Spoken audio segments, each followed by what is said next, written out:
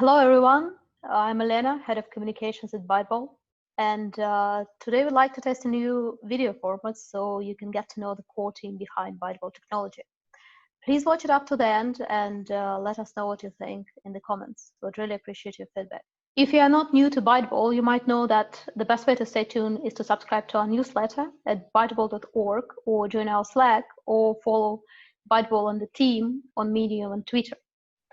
We'll keep sharing all the news and update you about all the new releases and features in there. But today, I'd like to talk about some developments that are not that obvious to the community because they don't bring immediate results. However, they take lots of time and effort and are paramount for the project success in the long run. Well, usually those kind of developments are called strategic developments. And at Byteball, the person in charge of those is Valerius Coppens, our head of strategy. Well, so today I'll be joined by Valerius, but Valerius is based in the Netherlands and I reside here in Barcelona.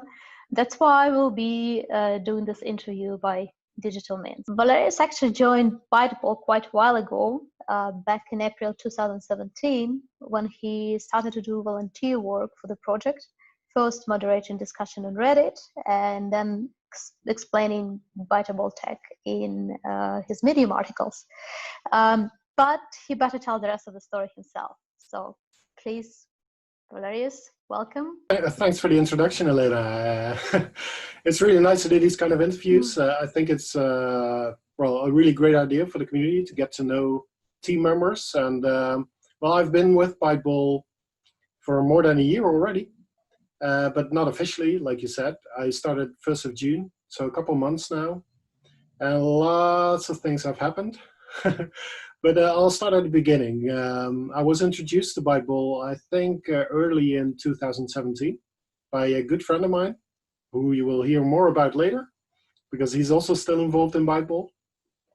But he tipped me and he said, oh, you really have to check it out. You can get some free bytes by linking your Bitcoin. And I thought, well, okay, maybe I'll check it out. And I thought the name was really funny sounding, so actually I didn't. I thought it sounded like Powerball, and I just basically discarded it. And a few months later, in April, he contacted me again, and he said, well, did you already check out Byteball? Sorry, I didn't, sorry. Well, you really have to. And then I downloaded the white paper, and I started reading, and I was basically blown away by it. I think it's a brilliant design. And I was very, very sorry that I didn't check it out earlier, because I could have gotten in on a few more airdrops. But, well, it is like it is. You can't do anything about it. But I was so enthusiastic that I immediately joined the Slack, and I started chatting with people. And I still remember one of the first questions I asked was, okay, so when are we going to decentralize the witnesses? And this was now, more than a year ago, like 1.5 years almost. But that's how I got introduced to Byteball, and there were very many enthusiastic people in Slack. I started meeting them, and at some point I remember CryptKeeper. Most people probably know him as well. He's been around since day one. He posted a job opening because they needed somebody to moderate the subreddit for Byteball. And I thought, well, I actually still had like 2 real world jobs, and I didn't have much spare time, but I thought, well, apparently nobody is applying, or I don't know, not many people. And I thought, why not do this? I like it so much, and I applied, and I think a week later or so, CryptKeeper told me, well, you're it. You can start doing it. And that's when I started, well, contributing on Reddit and moderating, and also active in Slack. And one thing led to another, because so many things happening in Byteball that I thought, well, it would be really beneficial if somebody summarized those and put them into articles. And I started doing that on Reddit first. And then I saw, well, Byteball's main media outlet was Medium. So I thought, why not write articles for Medium as well? So that's what I started doing next. And also had a lot of fun doing that. And then even later, or I see you want to ask another question. Or do you want me to continue? Well, I guess we're getting into too much detail. So, so you basically started with Reddit moderation, and then you created some great content explaining what the Byteball is all about for Medium. But Mhm. later, you actually in late May, was it? You joined the official team, right? As a head of strategy. So, talking about that, probably you can share a little bit of your previous background, non-related to Byteball, and why actually you're good in strategy. Why you Yeah, this yeah, position? that's a good idea. Yeah, it's just I'm used to telling the whole story, but I'll put it into a very short story. Okay. Yep. So I was still doing these real world jobs, and I'll tell a little bit more about them. Then you will appreciate why I'm into strategy. So my career started basically in web design when the internet became mass adopted for the first time, and from that I became more like a manager of web designers and artists and developers, etc. So I got more into management kind of positions. And from software development, I got a job at an insurance company, basically as an e-commerce manager at first and an internal consultant for IT. And Mm-hmm. from that, I got into IT management. And the insurance company I joined started taking over all kinds of other insurance companies. So it became bigger and bigger and bigger. So after a few years, I think it was in 2011, I became director of IT for the whole insurance group. And IT is like a fundamental part of strategy these days. It's becoming more and more fundamental part. So I was doing basically business strategy and IT strategy at the same time for this insurance company. And I was having a lot of fun doing that. And when you see everything happening in the world and where we are going IT-wise, it makes sense to experiment with new things. Insurance companies are pretty, how'd you say, conservative. So, and I'm really into new things. So I convinced the board basically that they should also try some new things. And they allowed me to run a startup from outside of the insurance company. And it was a really, innovative, basically leasing company. It goes too far to explain it all, but that was really fun to do. And from that, actually, I got the assignment to build an internet platform that should compete with the three biggest internet platforms in the Netherlands. The number one is owned by eBay. It's really big. It has like half of the population of the Netherlands visits it each month. So we had to build something to compete with that. And I did that for about a year. And that was also really fun to build and also really strategic because as a really kind of small insurance company, you have to compete with like one of the biggest companies on the planet. So that was also really fun to do.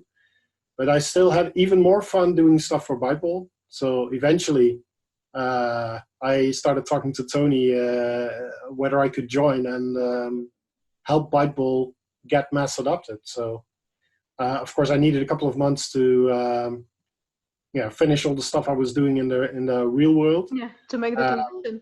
And then once that was done and the platform was launched, I joined 1st of June.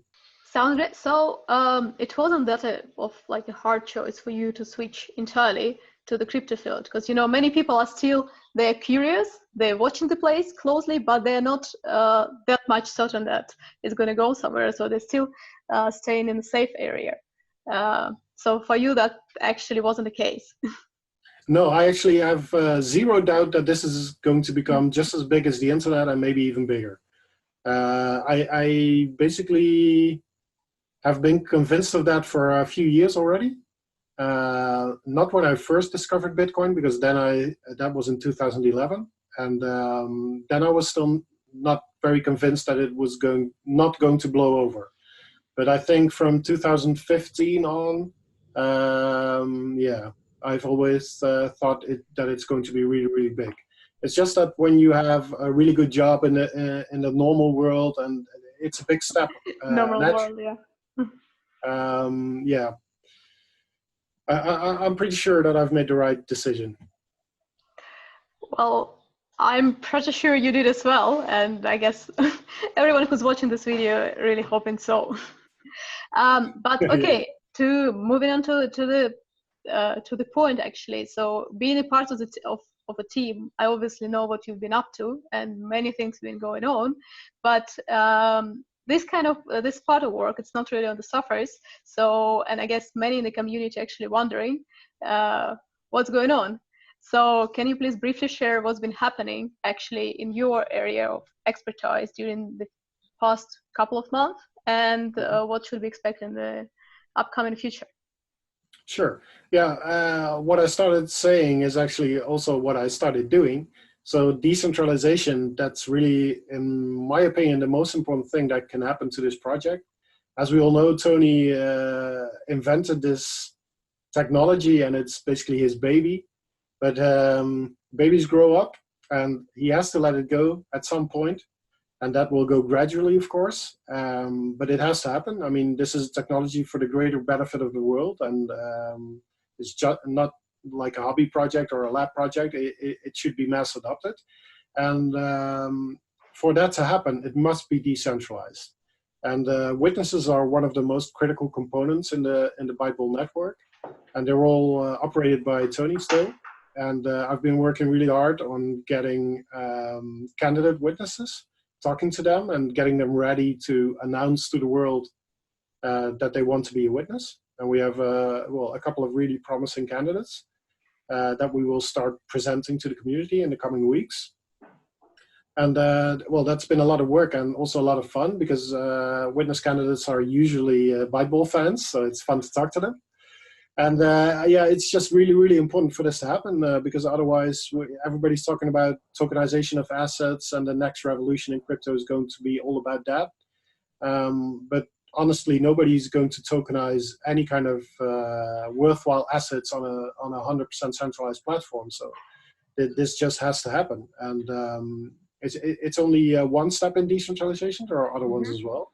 Especially right now, well, up till now, Tony has been the biggest contributor code-wise as well. And luckily, there are getting more and more developers on board. So we'll see the dependence on Tony become lower there as well, so that he can actually go on holiday once in a while, which is also really important for decentralization. So that's one thing. And the other thing is the reason that we can even have a team is that I started working on funding. We were reliant on donations and a very small community fund, well, basically up till June or July. And well, a big part of the community always said, take part of the undistributed funds and please use them for the greater benefit of Byteball. And have been working a couple of months actually on a funding proposal that I presented on Medium. So if you want to check it out, then you can still read it there, which was very well received by the community and approved by the trustees of Byteball as well. So now we actually have funding to make it happen. And maybe a little bit of a scoop. Not sure. People in the know already know about it, but the third thing that I've been working on together with you actually is branding. Surprise, and, surprise. We won't say too much about that yet, but well, all of the community knows that this is an issue that has to be tackled at some point. So trust us, we are actually working on that as well. So the first few months I've been busy with that, and the second thing that I've really been working on is the start of an actual strategy, because the things I've been talking about now are actually prerequisites for any kind of strategy.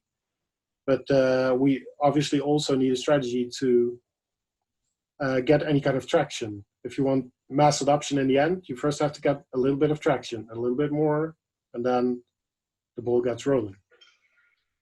Yeah, very much makes sense. So to summarize, basically we've been addressing, well, you mainly been addressing 3 issues, right? Which are funding. So that's the very first thing in the beginning.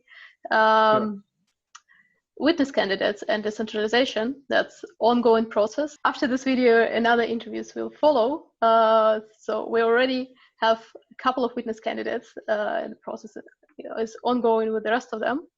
And the third issue is basically the question of branding. It's also been addressed, and that's work in progress, and hopefully soon we're going to be having something more to share. Yeah, okay, so well, at least for me, it was really interesting to listen to you. I really hope that for our audience as well, that was a little experiment with a video format. So for you, please let us know what you think, and share your comments, suggestion, how the format could be improved. We'll really very much appreciate. All right. Thank you for the interview. Thank you very much, Valerius. Speak soon. Ciao, ciao. Bye-bye. Bye, everyone. Well, if you stayed with us up to the very end, thank you very much for watching. Please share your feedback. I would really like to improve and know your opinion on this new format. Also, please, if you like it, feel free to share the video with the community or on the social media. Yeah, stay tuned. More interviews will be coming, particularly interviews with the witness candidates and interviews with the other core team members. So we'll be in touch. Stay tuned and have a nice day. Bye.